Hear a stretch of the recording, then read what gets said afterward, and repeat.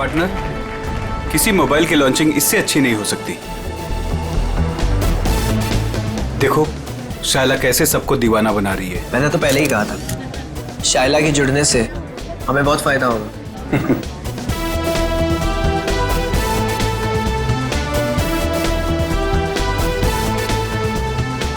Thank you, thank you, thank you. Global mobile के नए phone के लॉन्च पर आप सभी का स्वागत है। उम्मीद है आप सभी को बहुत मजा आ रहा होगा और आप मीडिया वालों की बेसब्री को मैं समझ सकता हूँ। आपके सवालों का जवाब देने आ रहे हैं हमारे ग्लोबल मोबाइल के CEO mister Karan.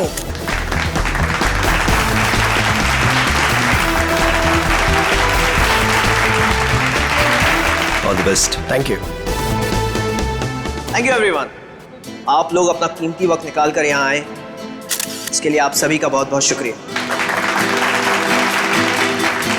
Thank you. आज मैं बहुत खुश हूं क्योंकि आज मैं आप सबको अपनी कंपनी का वो मोबाइल देने जा रहा हूं जो आपकी रोजमर्रा की जिंदगी को और भी आसान कर देगा। जोरदार तालियों से स्वागत कीजिए टेक्नोलॉजी के नए आविष्कार का, my new phone global mobile X4।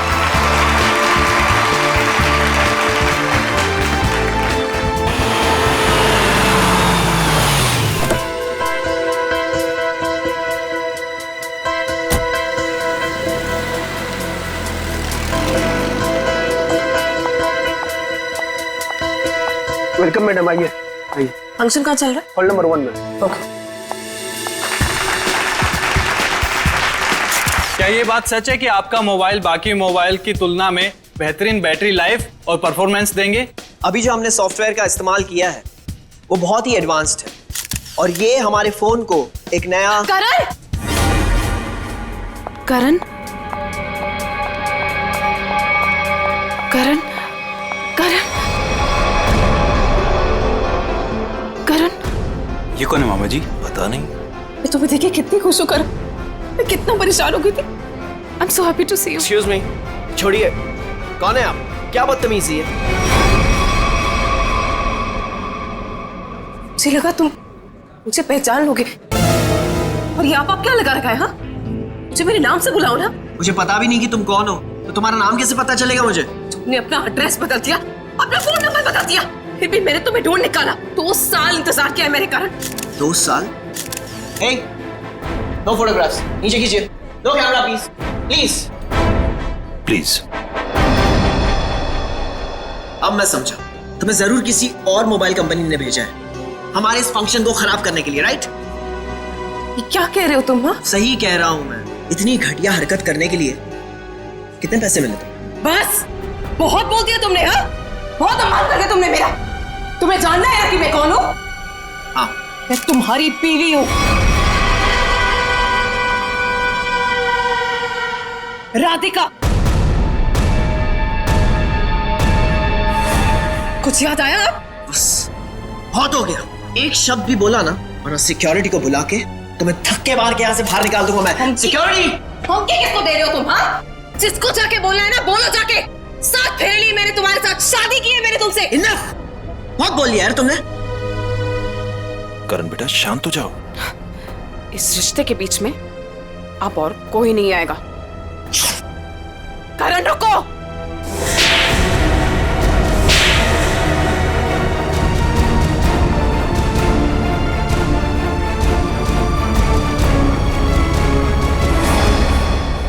ये 2 तमाचे उन 2 सालों के लिए जो मैंने तुम्हारी याद में बिताए हैं। तुमने मुझे थप्पड़ मारा। मुझसे दुश्मनी बहुत महंगी पड़ेगी। पता है मैं कौन हूँ? पता है तुमने किससे दुश्मनी मोल ली है? अपने पति से। मैं तुम्हारा पति नहीं हूँ।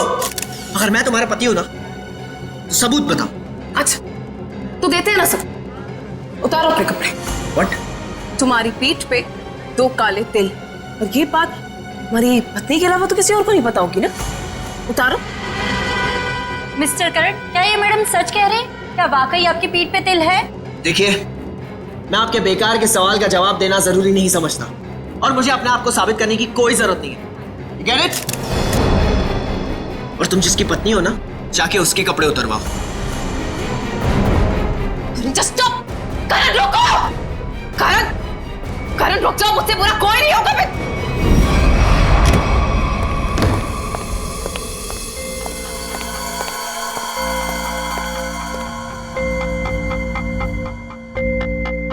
छोड़ूंगा नहीं मैं उस औरत को। उसकी इतनी हिम्मत कि उसने सबके सामने मुझे दो दो झापड़ मारे। करण कुमार की इतनी बड़ी इंसल्ट जिंदगी में किसी ने नहीं की। जरा मैं भी तो सुनूं, कौन है ये औरत जिसने मेरे पति श्री करण कुमार जी का इतना बड़ा अपमान किया? देखो अनीता, मैं पहले ही बहुत बुरे मूड में हूँ। मेरे जख्म पे मरहम तो नहीं लगा सकती, कम से कम नमक तो मत छिड़को। मरहम लगाने के लिए तो कपड़े निकालने पड़ते हैं ना, जैसा कि उस औरत ने कहा था। तुम्हें कैसे पता चला? तुम्हारे जैसा पति हो ना तो सोते वक्त भी आंखें खुली रखनी पड़ती है। क्या मतलब तुम्हारा? सच सच बताओ कि कौन है वो औरत? अगर वो तुम्हारी पत्नी है तो फिर मैं कौन हूँ? तुमने मेरे साथ धोखा किया।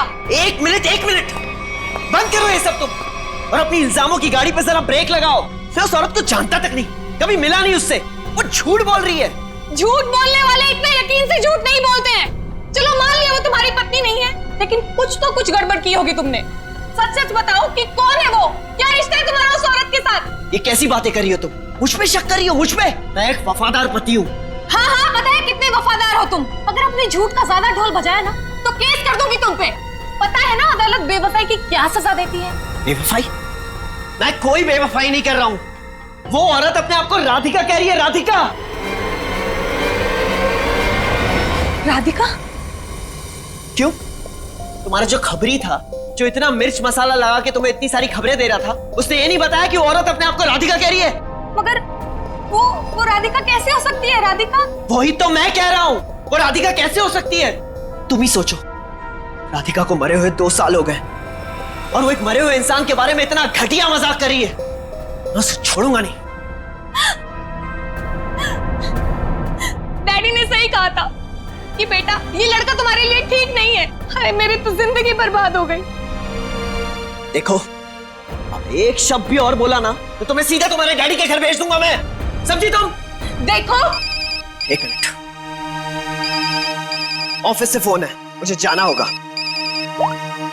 हाँ मैं आ रहा हूं। करण रुको, करण सुनो, करण।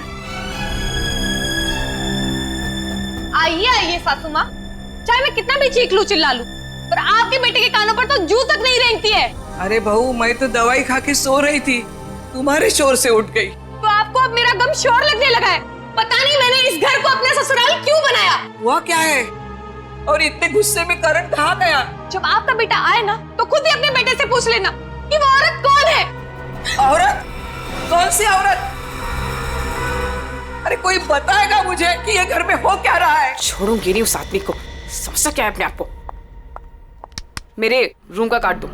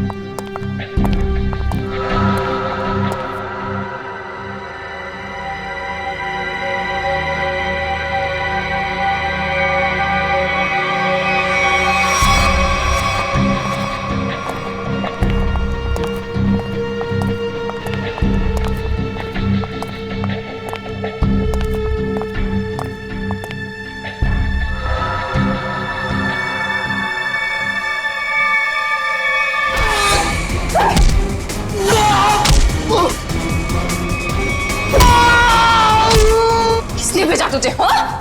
मेरे पति के दूसरे बीवी ने भेजा है ना? तुझे पता है नकली है, इसलिए मैं हूँ। तो बताएंगे हम, समझा? भागता कहाँ है? रुक!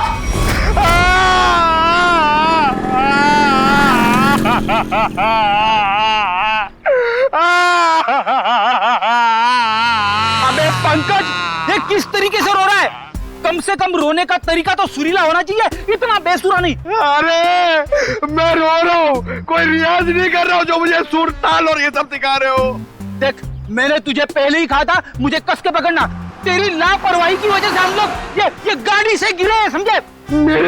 मेरी लापरवाही खुद को बाइक चलाने आती नहीं है, मुझे गिरा दिया, मेरी टांग तोड़ दी और बोल रहे मेरी लापरवाही। कुछ नहीं हुआ तेरे टांग को। उठ जा, चल। सर, मैं आपको बता रहा हूँ, आज का दिन मेरा बहुत खराब जा रहा है, बहुत मनूस दिन है। आप भी मुझे पिकअप करने आ गए। सर, आज का दिन बहुत खराब है सर, आज बहुत बड़ी गड़बड़ होने वाली है। एक खतरनाक केस वेट कर रहा है ब्यूरो में। ओके मैडम, आपकी हिम्मत की तारीफ करनी होगी। आप उस मुजरिम से बिल्कुल डरी नहीं और डट के सामना किया उसका। सब पुलिस रिकॉर्ड में आपको कुछ भी मिला उसके बारे में? जी नहीं, उसने इससे पहले कोई जुर्म नहीं किया था। और इसीलिए उस तक पहुंचने के लिए हमें आपसे कुछ सवाल करने होंगे। जी पूछिए। आप उसके बारे में कुछ और बता सकती हैं? नहीं सर, मुझे कुछ भी याद नहीं है, बल्कि मैंने वो होटल वालों से भी पूछा था, उन्होंने बोला कि उन्होंने किसी को आते जाते हुए नहीं देखा। अच्छा, आपको किसी पे शक है? एक ही तो इंसान है जिसको मेरी जिंदगी से ज्यादा मेरी मौत प्यारी है। कौन? वही मेरा पति करण। आपका पति? आपको पता है कितने सारे लोगों के बीच में उसने मेरी इंसल्ट की, उसने तो मुझे अपने बीवी मानने से भी इनकार कर दिया। पर आपको पता है सर, इसी बात का ना बदला लेने के लिए उसने वो गुंडा भेजा था मेरा गला दबाने के लिए। एक मिनट मैम, शुरू से बताइए कि ये आपके और आपके पति के बीच में तनाव किस वजह से है? आप मेरे साथ करण के घर पे चलिए, आपको सब कुछ पता चल जाएगा कि क्या हुआ था। नहीं राधिका, जब तक हम ना बुलाएं तुम गाड़ी में बैठो। मगर क्यों? प्लीज राधिका जी, आप बात को समझने की कोशिश कीजिए, हम आपको जल्दी ही अंदर बुलाएंगे। ठीक है, बैठती हूँ।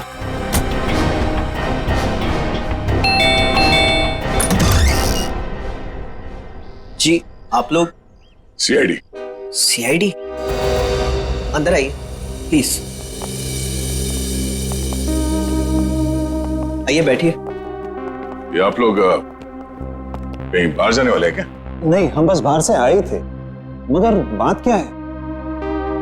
आपकी तारीफ? जी, ये मेरे मामा है, जतिन मामा, और मैं करण कुमार, इस घर का मालिक। क्या बात है ऑफिसर, आप लोग यहाँ ऐसे? मुझे थोड़ी घबराहट सी हो रही है। घबराने की कोई जरूरत नहीं। देखिए, हम लोग सिर्फ आपकी बीवी से कुछ पूछताछ कर रहे हैं। मेरी बीवी? वो तो ऊपर है। ऊपर है? वो तो नहीं, हम उनसे ऊपर ही चल के मिल लेते हैं, आपकी श्रीमती जी से। आखिर बात क्या है ऑफिसर? अनीता ने आप लोगों को बुलाया? वो भी पता चल जाएगा, आइए। आइए। अनीता, अनीता कहाँ चली गई? बाथरूम में पानी बहने की आवाज आ रही है। श्रेया? हाँ, इस वक्त उसके नहाने का समय होता है। अनीता जी, अनीता जी। सर, दरवाजा खुला है। Anita ji. Oh no. Sir, Anita ji, Anita ji. Anita, Anita क्या हुआ? सर, ये तो मर चुकी है। अनीता, अनीता, अनीता। एक मिनट करण, आप संभलिए प्लीज। अनीता को क्या हुआ? ले जाओ। करण जी, अनीता, करण जी, आप मेरे साथ बाहर चलिए प्लीज। आइए। अनीता।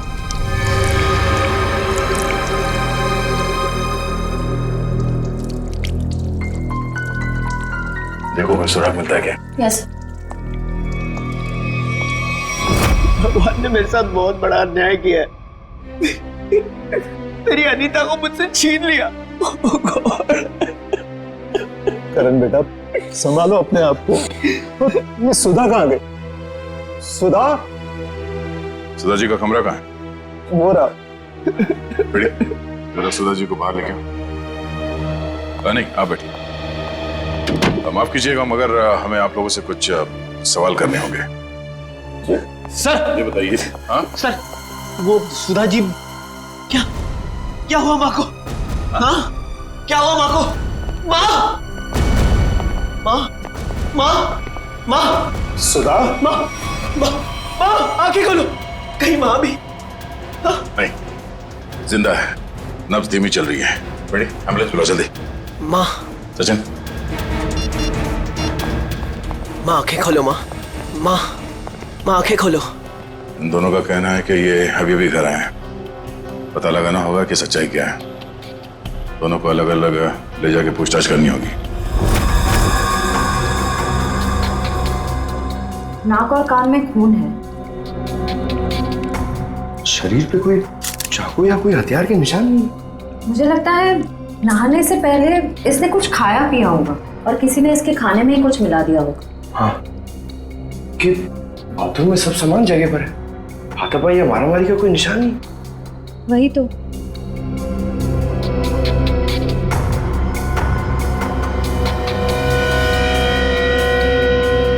श्रेया मैम, अनीता की बॉडी पे कोई टैल्कम पाउडर लगा हुआ है क्या? नहीं तो, इनफैक्ट पूरे बाथरूम में ही कहीं कोई टैल्कम पाउडर नहीं है। तो ये क्या है?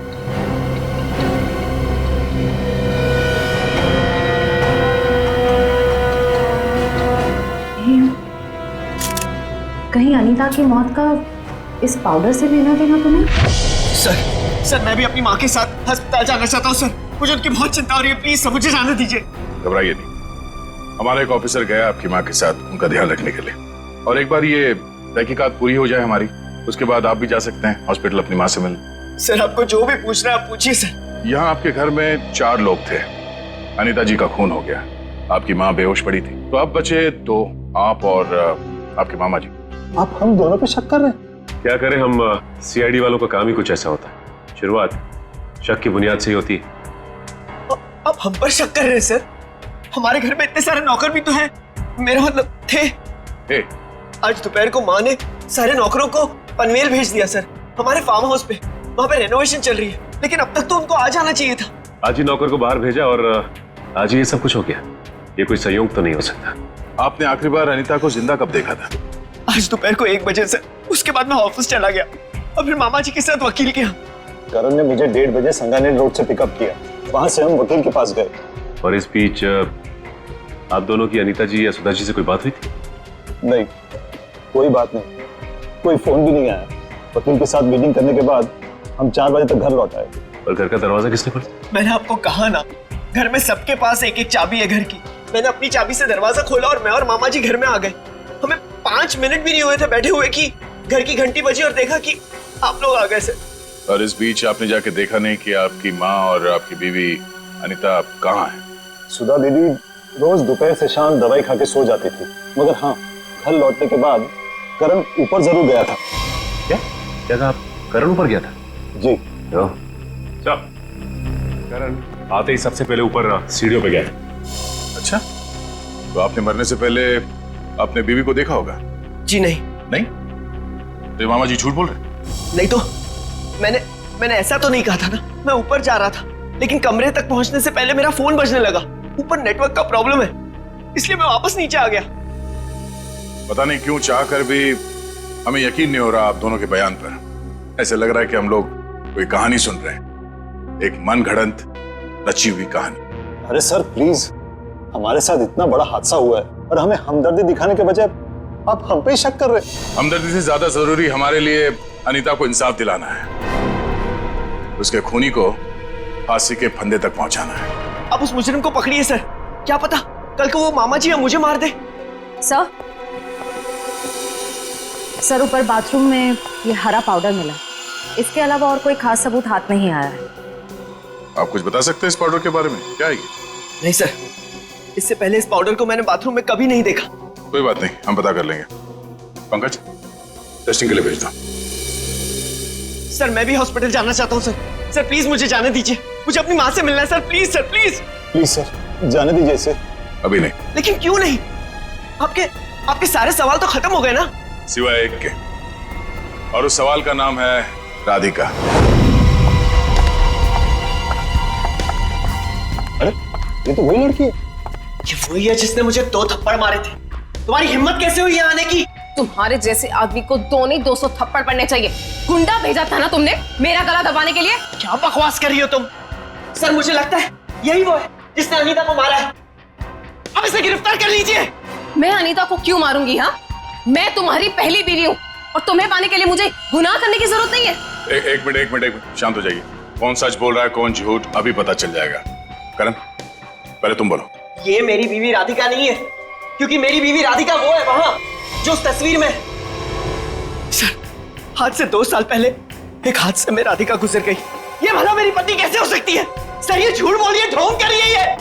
जब से मेरी जिंदगी में आई है ना, सब गलत हो रहा है, सब गलत हो रहा है। मेरी अनीता गुजर गई, मेरी माँ अस्पताल चली गई, और आज पहली बार ऐसा हुआ है कि हमारे घर में सीआईडी आई है। तुम्हारी बीवी अनीता को मैंने नहीं मारा है, और सासू माँ भी मेरी वजह से अस्पताल ले गई है, समझे? तो क्या सासू माँ? Sir just look at her, कितना झूठ बोल रही है। एक मिनट करण।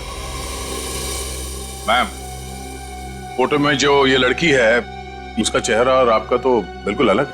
कोई मेल नहीं खाता, जमीन आसमान का फर्क। सर, अब मुझे 2 मिनट दीजिए, मैं साबित कर दूंगी कि ये फोटो वाली लड़की वही हूँ। ठीक है, साबित कीजिए। करण, तुम और मैं 2013 जुलाई में जयगढ़ गए थे ट्रैकिंग के लिए। तुम और मैं नहीं गए थे, मैं और मेरी पत्नी राधिका गए थे। लेकिन तुम्हें कैसे पता चला? उस वक्त एक हादसा हुआ था, एक लड़की की मौत हो गई थी पहाड़ से नीचे गिर के। वो लड़की मैं थी, राधिका तुम्हारी बीवी। तुम? मैं पहाड़ से नीचे गिर गई थी, तुमने तो मुझे ढूंढने तक की कोशिश नहीं की थी। ढूंढा था, करण ने खुद मुझे बताया था। जी, इन्होंने बोला और आपने मान लिया। सर, मैंने अपनी पत्नी को ढूंढने की बहुत कोशिश की, दिन रात कोशिश की, लेकिन मुझे उसकी लाश तक नहीं मिली। कैसे मिलती तुम्हें उसकी लाश? हाँ, मैं मरी नहीं थी, मैं जिंदा थी और तुम्हारे सामने खड़ी हूँ। सर ये फिर से झूठ बोल रही है। सर एक मिनट, जब आप पहाड़ से गिरी तो बच कैसे गई? क्योंकि कुछ सांसें बची थी मेरे अंदर। आपको पता है, 2 साल लगे थे मेरी हड्डियां छोड़ने में, पूरा चेहरा खराब हो गया था मेरा। वो तो शुक्र है डॉक्टर पुनीत का, जिन्होंने मुझे नया चेहरा दिया। लेकिन शादी को देखिए, अभी तक मारने को तैयार नहीं कि मैं इसकी बीवी हूँ। सर, झूठ बोल रही है, ये बेकार की कहानियां बना रही है, ढोंग कर रही है। क्यों झूठ बोल रही हो? क्या करूं मैं? कहा किस के दिखाऊं कि मैं तुम्हारी बीवी हूँ? तुम्हें जो करना जाके करो, जिससे पता करना जाके करो। मैं क्यों करूं? सच क्या है और झूठ कौन बोल रहा है वो भी सामने आ जाएगा।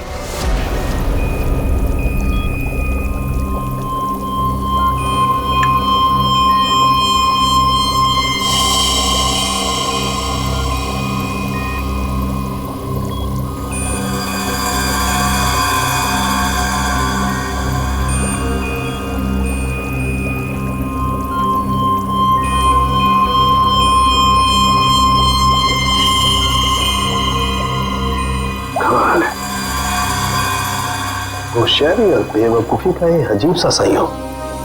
सालू के साहब, आप इतने उलझे क्यों लग रहे?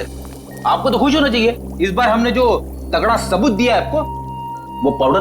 अगर वो पाउडर आप लोग नहीं भेजते ना, तो भी मैं अपना काम चला लेता।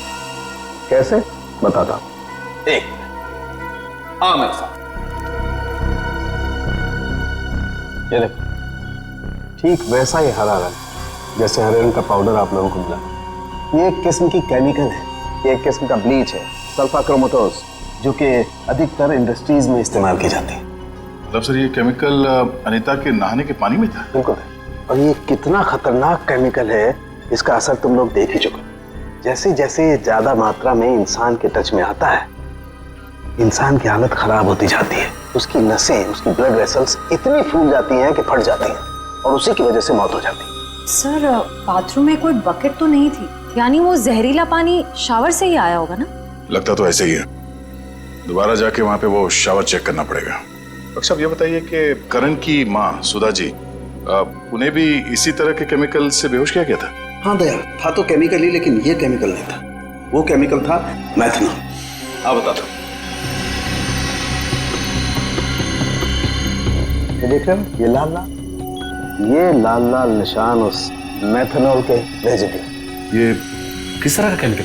ये केमिकल इंसान को पूरी जिंदगी के लिए पैरालाइज कर देता है। मतलब खूनी सुधा जी को मारना नहीं चाहता था, उन्हें हमेशा के लिए अपाहिज बनाना चाहता था। लगता तो ऐसा ही। कोई आपसी दुश्मनी का मामला लगता है सर। एक को मार दिया और एक को जिंदा लाश बना दिया। क्या अनीता जिस पानी से नहा रही थी उसमें जहर था? इसलिए अनीता के मौत के बाद इस बाथरूम के और टंकी के पानी के इस्तेमाल पर रोक लगा दी गई थी। लेकिन हम सब इसी टंकी के पानी से नहाए थे। फिर हमें कुछ क्यों नहीं हुआ? इसका जवाब भी बहुत जल्द मिल जाएगा आपको। सर, मुझे तो नौकरों पे शक है। हम तो पनवेल वाले फार्म हाउस पर थे, और हम क्यों मिलाएंगे मेम साहब के नहाने के पानी में सर? और ये पानी हमारे बाथरूम में भी आता है। ठीक है, आप सब लोग यही रहिए। उस जहरीले पानी का असर सिर्फ अनीता पे क्यों हुआ और बाकी किसी पे क्यों नहीं हुआ, वो अभी पता चल जाएगा। पंकज,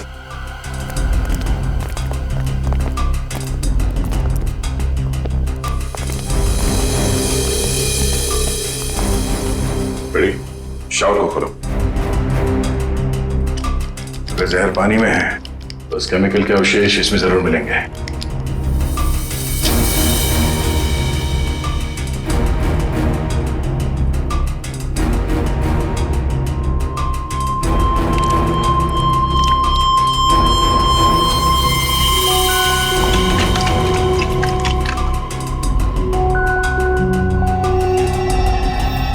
ये देखो, ये क्लोरीन नहीं है, जहर है। पानी की टंकी में ही जहर है, यहां पे नहीं डाला गया। चलो ऊपर। जवाब चाहिए ना आपको? चलिए ऊपर।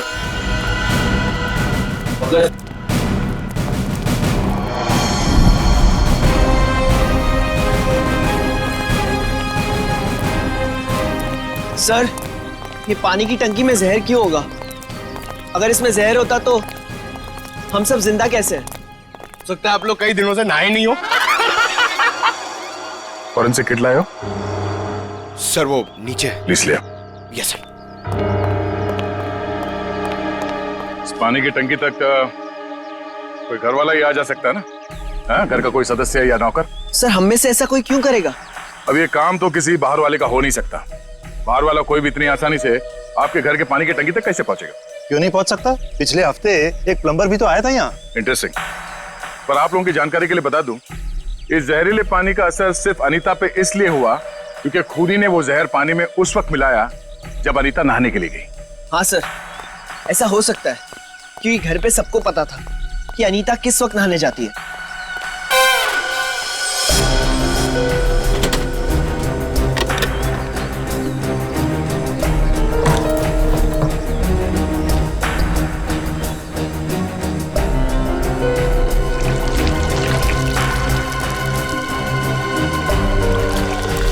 थैली यहाँ कैसे? टेस्ट करो सर।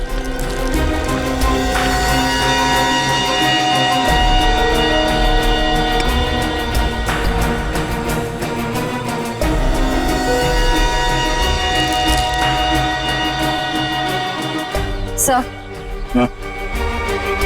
पानी में जहर है। क्या? पानी में जहर है?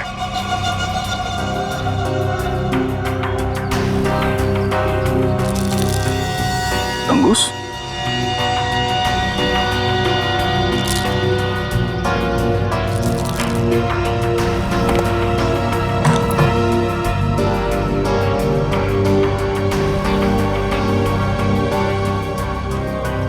क्या कहा आपने?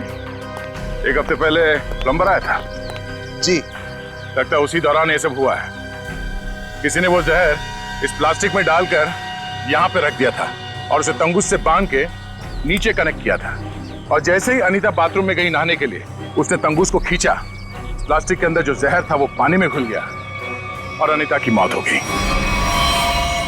लेकिन सर, घर के किस सदस्य का काम है ये? कैसे पता चलेगा? बेटी, अगर किसी ने तंगूस यहां से खींचा है तो जरूर आसपास किसी न किसी ने तो देखा होगा कुछ। आसपास लोगों से पूछते हैं। या आसपास किसी ऐसे आदमी से पूछना होगा जो घंटों एक ही जगह पे बैठा रहता है, जैसे कोई दुकानदार, फेरी वाला, कोई बिल्डिंग का वॉचमैन।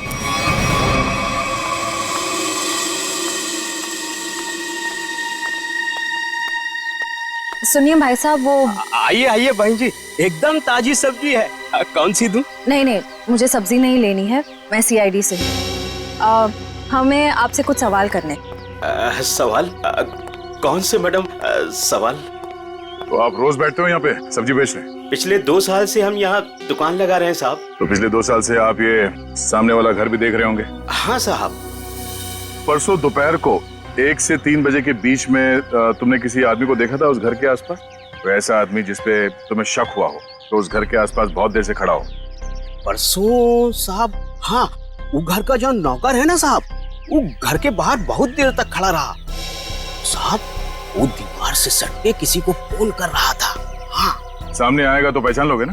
पहचान लेंगे। गुड। पंकज सर, तो मालूम है ना क्या करना है?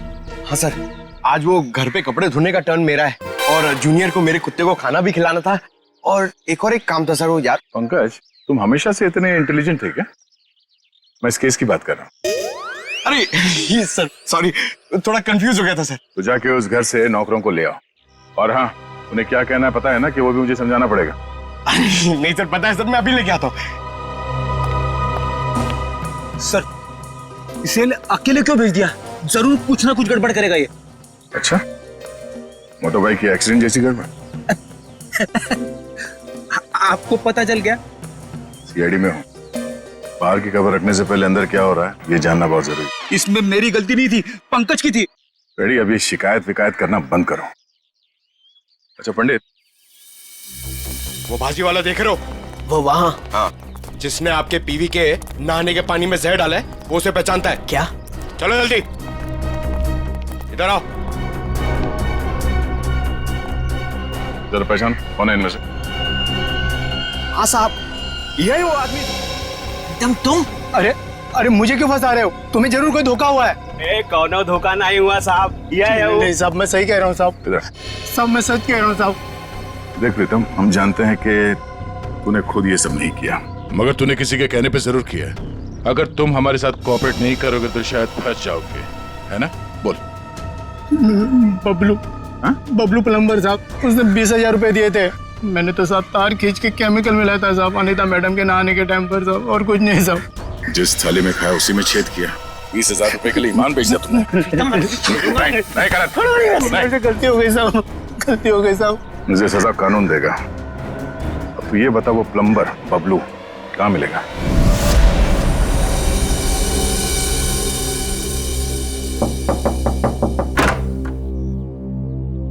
नमस्ते। नमस्ते। बबलू है क्या? आप लोग बाद में आना, बबलू भी घर पर नहीं है। कहाँ गया बबलू? काम पे गए हैं। आप अपना नंबर दे दीजिए, वो आएंगे तो मैं उन्हें दे दूंगी। नंबर? जी, गर्मी बहुत है, एक गिलास पानी मिल सकता है? अभी लाई। जी।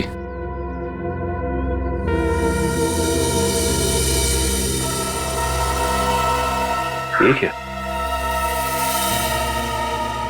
बबलू के प्लम्बिंग का सामान तो यहीं पड़ा हुआ है। इसका मतलब ये औरत हमसे झूठ बोल रही है। Thank you. थैंक्स। चलते। पर आपने अपना नंबर नहीं दिया। हम लोग फिर आ जाएंगे। जी। Thank you. कितना गर्मी है इधर। ओह गॉड, किधर आ गई मैं? मुझे लग रहा है चक्कर आने वाला है मुझे। ओह गॉड। अरे भाई साहब सुनिए, ये बैबलू किधर रहता है? बैबलू प्लम्बर इधर रहते हैं। इधर? Okay thank you. Bablu, Bablu बाहर आ जाओ।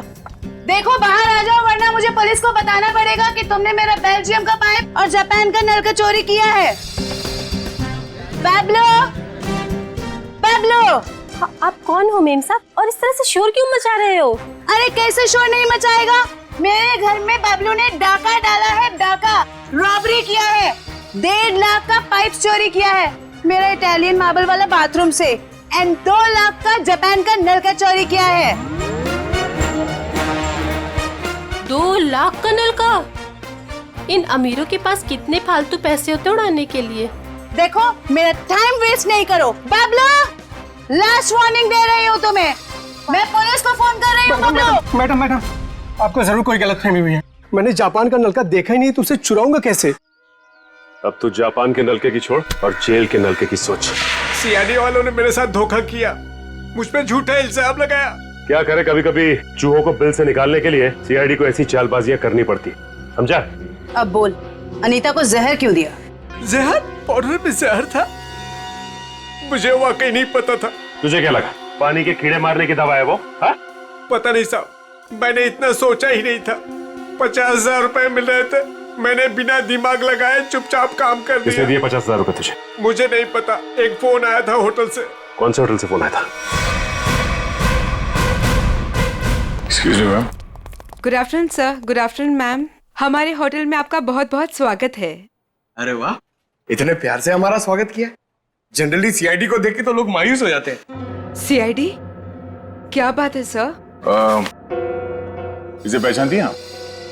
नहीं पहचानती। क्या बात है? मतलब आपने कभी देखा ही नहीं है? याद तो नहीं आ रहा है। ठीक है, हम आपको याद दिला देते हैं। बबलू नाम है इसका। पिछले हफ्ते यहाँ इस होटल से एक पैकेट लेने आया था आप ही के होटल में किसी गेस्ट से। कौन सा गेस्ट था सर? अगर ये सब कुछ हमें पता होता तो यहाँ क्यों आते? एक्चुअली यहाँ हर रोज बहुत गेस्ट आते हैं और पिछले हफ्ते यहाँ कौन कौन रुका था ये कैसे याद रहेगा? हाँ, ये बात तो है। पर आपके पास कोई रजिस्टर, कोई रिकॉर्ड्स के लिए आपके मेहमानों के या जो लोग उनसे मिलने आते हैं रखते होंगे ना? तो आप जरा उसमें चेक कीजिए और बताइए ये बबलू किससे मिलने आया था। हाँ सर, मैं चेक कर लेती हूँ। प्लीज।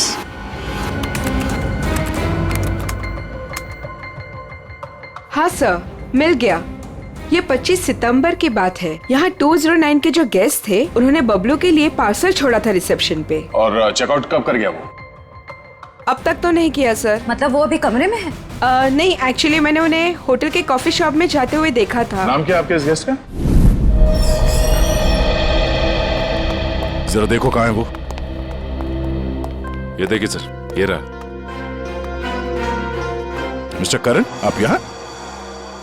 ये सवाल तो मैं भी आप लोगों से पूछ सकता हूँ। हाँ, ये बात तो है, ये सवाल आप भी कर सकते हैं, मगर चूंकि सवाल हमने पहले किया है तो आप जवाब दीजिए। वो मुझे यहाँ का ऑमलेट और कॉफी बहुत पसंद है, इसलिए थोड़ी पेट पूजा करना आ गया था। अरे वाह, तुम मेरे लिए भी बोल दीजिए। सर, मेरे पेट में चूहे दौड़ रहे हैं। हमारे चूहों को कह दो कुछ देर के लिए इंतजार करें, क्योंकि हम यहाँ जिस खास शख्स से मिलने आए हैं पहले उससे तो मिलने। खास शख्स कौन है? आओ मिला दो। आजा। नमस्ते, कैसी हैं? आप लोग यहाँ? हाँ, नमस्ते इनसे भी कहिए, करण जी हैं। सर, आप क्यों मुझे फंसा रहे हैं? मैं बस यहाँ सेटलमेंट करने आया था। अभी तो आप कह रहे थे कि आप ऑमलेट खाने आए थे। ऑमलेट तो बस एक बहाना था। सबसे पहले ये मेरी पत्नी राधिका है ही नहीं, तो मैं चाहता था कि कुछ पैसे देकर मामले को यहीं रफा दफा कर दूं बस। वैसे आपकी जानकारी के लिए बता दूं कि पिछले कुछ दिनों में आपकी जिंदगी में जो कुछ भी हो रहा है वो इन्हीं की मेहरबानी है। सब मेरी जिस जयगढ़ इलाके में आपकी राधिका का एक्सीडेंट हुआ था वहाँ के सभी प्लास्टिक सर्जन से बात हो गई है हमारी। कि सच कह रही? यही तुम्हारी असली बीवी है? I can't believe it। यकीन हुआ तुम्हें कि मैं राधिका? यकीन तो हमें भी हो गया कि अनीता का खून, हमारे पास मदद के लिए आने का वो ड्रामा और सुधा जी के ऊपर हमला, ये सब तुम्हारी दिमाग की उपज है। सर, मैंने ये सब नहीं किया सर। आपको कोई गलतफहमी होगी सर। वैसे हम अपनी गलतफहमी दूर करने के लिए हम लोग यहाँ पे आए हैं। राधिका? क्या हुआ? राधिका? राधिका? राधिका? सही? राधिका? ओह नो, पानी में जहर दिया गया। बेटा, किसने दिया? सर, वो उतर गया। एम्बुलेंस को फोन करो। राधिका? राधिका? Hello, ambulance?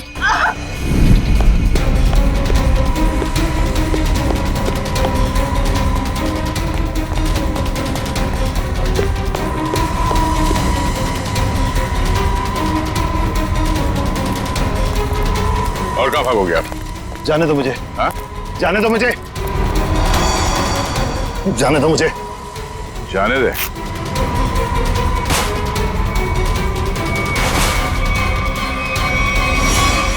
अम्मा जी, आप? तुझे छोड़ दे? हाँ? अब बोल, क्यों किया तूने ये सब? 2 साल पहले मैंने करण को राजी किया था कि वो राधिका को पहाड़ से धक्का दे दे। बुद्धि भ्रष्ट हो गई थी मेरी, दिमाग खराब हो गया था जो मैंने आपकी बात सुन ली। आगे बताओ, सुधा जी के इस हालत के जिम्मेदार तुम ही हो ना? सुधा के खाने में मैंने ही गड़बड़ की थी। और राधिका जब पहाड़ से नीचे गिरने के बाद भी नहीं मरी तो तुमने इसके दिमाग में जहर घोला। हाँ, राधिका को मोहरा बना के करण और सुधा के खिलाफ इस्तेमाल किया मैंने, और राधिका के नाम से ही बबलू के हाथों अनीता की पानी की टंकी में जहर मिलवाया था मैंने। अब ये भी बता दो कि ये सब नेक काम तुमने किस लिए किए? बदला लेना चाहता था मैं। किससे? अपनी चचेरी बहन सुधा से। 1000 लालची आदमी मरे होंगे तब जाके सुधा का जन्म हुआ होगा। शुरू से ही उसकी नजर मेरे पैसों पर थी। मेरे भोले भाले माँ बाप को बेवकूफ बनाकर उसने हमारी पूरी जायदाद पर कब्जा कर लिया था। एक एक पैसे के लिए मोहताज बना दिया था उसने मुझे। सिर्फ इतना ही नहीं, मेरे बच्चे को भी अस्पताल में मार दिया था उसने ताकि सब कुछ करण का ही बना रहे। माना कि सुधा ने बहुत गलत किया तुम्हारे साथ, मगर उसके लिए तुमने जो रास्ता चुना है वो भी सही नहीं है। बदले की भावना ने मेरे जमीर को अंधा बना दिया था। मेरा तो सिर्फ एक ही मकसद था, इस परिवार का नामो निशान मिटा देना। मामा जी, मैं कभी सपने में भी नहीं सोच सकता था कि आपके दिल में इतना जहर होगा। जब दिल में जहर भरा होता है तो उसका अंजाम भी जहरीला ही होता है। सुधा ने जो किया उसकी सजा तो तुमने उसे दे दी। अब करण और तुम्हारा इंसाफ अदालत करेगी।